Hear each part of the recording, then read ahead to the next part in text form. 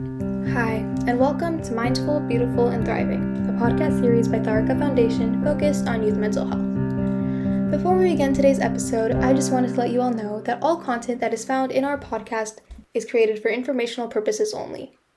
This content is not intended to be a substitute for professional medical advice, diagnosis, treatment, or therapy. Always seek the advice of your physician or other qualified health provider with any questions you may have regarding a medical condition, and never disregard professional medical advice or delay in seeking it because of something you have heard in this podcast. Thank you so much, and without further ado, let's get started.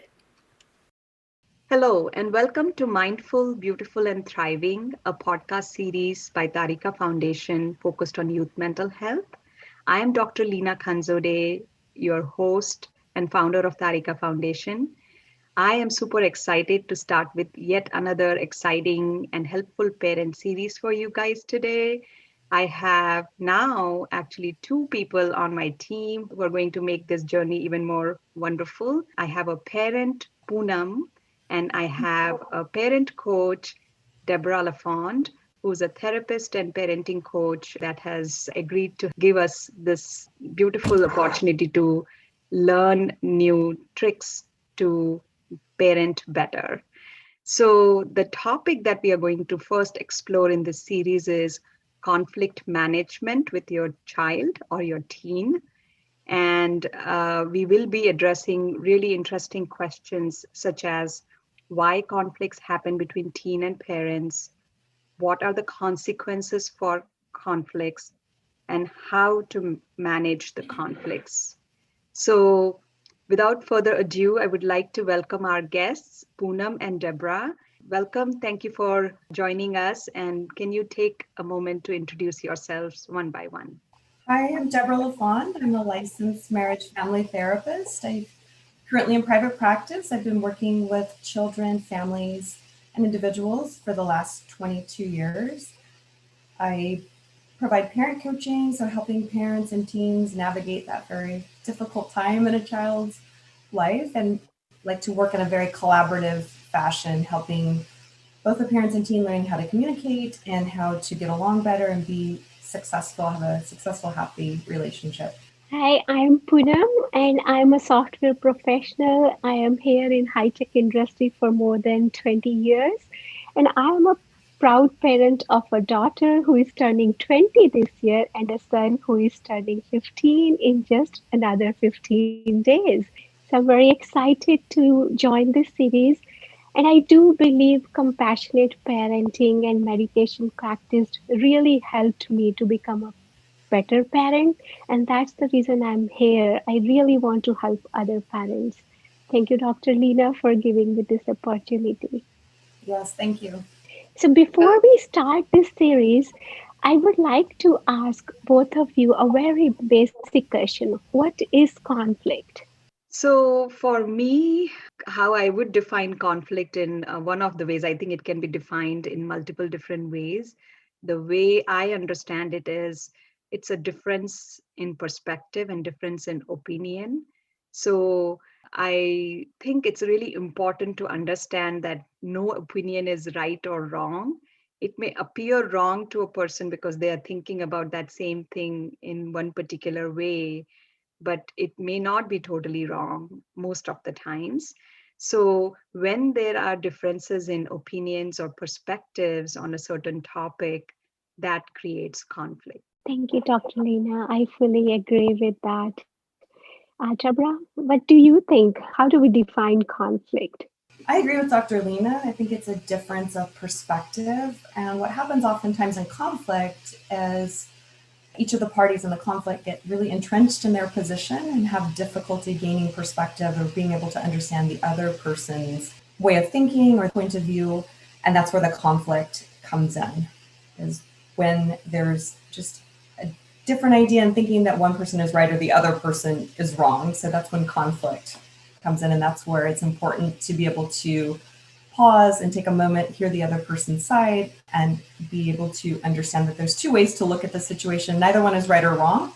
They just both are a little different, and navigating a way that you can come to a positive conclusion. And I must admit, I experienced myself many conflicts at work with my spouse as well as, relatives. But I did experience more conflicts with my teens. So I do wonder, is there anything specific happening in that age? Why do more conflicts happens between teenager and parents? You bring up a very, very important and interesting question, Poonam. There is a lot going on in a teenager's body and brain, as we understand. That's an age where they are going through a lot of hormone changes. There's a hormonal surge, rather, that's happening, which brings in a lot of emotionality in their behavior. Their brain is trying to like really go through another wave of big development. And so they are, in this, what we call as developmentally, psychologically, identity formation phase. They're trying to find who they are, where they fit in, and there's a lot like they're trying to navigate. And so in that process, they are also like wanting that autonomy and independence because they are considering themselves as almost an adult or a mini adult. In that process, they are usually like, I am right and this is what I want, this is my choice. And so often I think that's what leads to a lot of conflict because they are so strong willed, even more so during this age and this phase. And that's a good perspective to have for parents because I know your point is that why is this like so crazy before a parent and a teen? It's really hard as a parent, and I have a teenager daughter too, for me to take that hat out of parenting and try to like empathize and remind myself, oh yeah, she's a teen, there's a lot going on for her, she didn't intend to be disrespectful, she got upset because she's just dealing with a lot. So not taking it personally is a hard thing to do, but really an important reminder. I would agree with that. I think that that's what happens because teens come across so strong and it does sound really disrespectful. And then that brings up, of course, parents were all human. So, of course, that brings up, like, what? Oh my gosh, why are you saying that? Or why are you acting like that? Immediately becoming defensive. And some parents will then either shut it down or they'll engage in a really heated argument or get really angry and frustrated. And typically doesn't go anywhere well, which what I found, that's a lot of times when parents come see me and teenagers, and that's a good place to start helping parents, providing education, like you said, Dr. Lena, and understanding what's going on and not taking it personally. And they don't mean it to be rude or disrespectful. And I know this is sometimes frustrating for parents, but an outside perspective, me being able to talk to the teenager and sort of coaching them on how to talk to their parents and then explaining it to the parents, like they didn't mean it in a disrespectful way. There's so much going on. They're trying to assert themselves. Let's help them find some boundaries and parameters and some way to do that. And one of the things I encourage them to do is when it starts to get super heated, that's a good time to stop and disengage. One of the parties, even the parent, just say, okay, I hear what you're saying, but we're just getting a little too overheated in this conversation. Let's revisit this. We can circle back later. And that also helps for the teen to be able to do that. And sometimes I coach them on specific scripts because it tends to be a topic of conflict comes up over and over. So having a script for both the parents and the teens where they can each feel heard and understood is really important. And being able to speak to each other in a respectful way, which is, it's challenging. It's pretty frustrating because teens they get very strong at this age and really entrenched in their position. Yep, I do agree. As a parent, I feel I could have avoided many conflicts if I had open mind and empathy for my teens. Sometimes I feel I was the cause of maybe conflict. So we are saying teens are causing conflict, but I felt sometime as a parent I could have avoided. What do you think, Dr. Lena or Deborah, your perspective? Does parent personality also can come in between teen and parent? Absolutely. I think, majority of the times, the way I help them understand is that there is a temperamental mismatch in your house. So one person or one parent may have a very different temperament, as we call it, or a personality that is like maybe they are very organized, they are very, on top of things, they plan ahead and they like a clean environment. I am one of those clean freaks. And so I see my daughter who's completely at the other end of the spectrum. It doesn't bother her if a room is messy. It doesn't bother her if dishes are lying on her table. So I have to take a step back and kind of remind myself I need to pick my battles. Of course, I want to instill some good habits for her to have a more balanced approach here. But, it doesn't matter to her. She cares less about that level of cleanliness. And, in general, we know at this age, they are a little bit more tolerant to all of those things. But it's different temperaments. Like she can be very organized in her schoolwork and other things she helps me with. But, that's not an area that matters to her. So a lot of the times it's important to remind that we are different people with different priorities and different preferences and different kind of personalities in a way. And that is something to keep in mind as well, to understand where the conflict is coming from.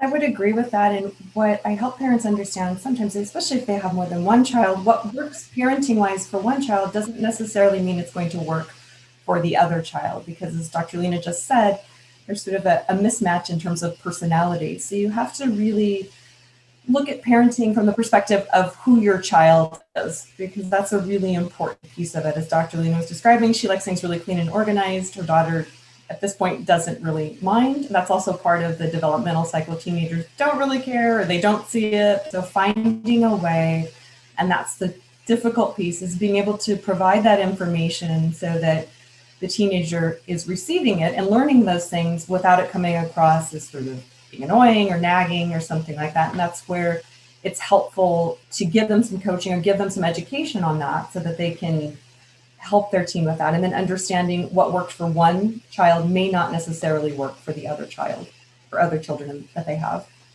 Yes, I can relate with both of you because I do have one son and one daughter. There are differences maybe due to gender, but other differences also are there, like personalities. And I do think, it's good. I learned from my mistake parenting one, and I can, apply it to the second one. But I need to definitely treat them as individual and respect who they are. I cannot expect them to be like me. Right. So I did feel like I had to have realistic expectations when, I'm talking to them. So thank you, Dr. Lena and Deborah, for joining me today. It was super helpful, and I'm very excited to learn more about the causes of conflicts and what parents can do to manage these conflicts and be a happy family. Thank you very much for joining me today. Thank you. Thank you. Thank you for listening to Mindful, Beautiful and Thriving, a podcast series by Tharika Foundation focused on youth mental health. If you like our podcast, please subscribe and share it with your friends. Stay safe and healthy. Till next time.